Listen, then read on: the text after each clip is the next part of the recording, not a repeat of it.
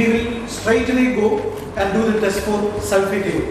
I have a sulfate and the sulfate is aluminium sulfate.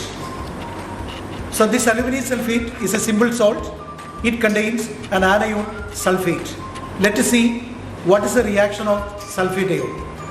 For the test for the sulfate ion, the reagent needed is barium chloride solution. Barium chloride. So what I will do is, I will take a salt solution. Salt is put in the test tube. Always use distilled water and shake it well. So this is a salt solution. Make the salt solution clear. Into that I am going to add barium chloride solution. Barium chloride. So this is barium chloride will be added. So salt solution plus barium chloride. What will happen? Oh, let us see.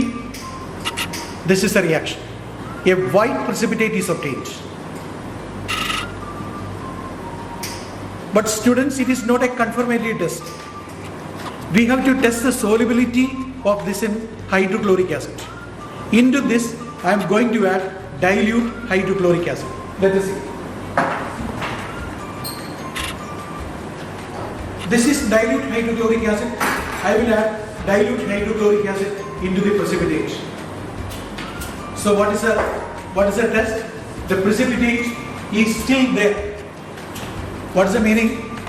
Sulfates will give a white precipitate with barium chloride and which is insoluble in hydrochloric acid. This is a test of sulfate ion. So let us see the confirmatory test of sulfate ion. For that, the reagent needed is lead acetate. There is a substance called lead acetate solution. This is a lead acetate. So I will take the salt solution,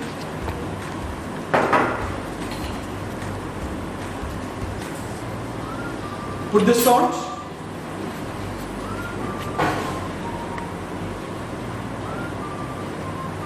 this is a salt solution. Into that I am going to add lead acetate. Again we are getting a white precipitate. So this precipitate is nothing other than lead sulfate. When barium chloride is added, we got barium sulfate.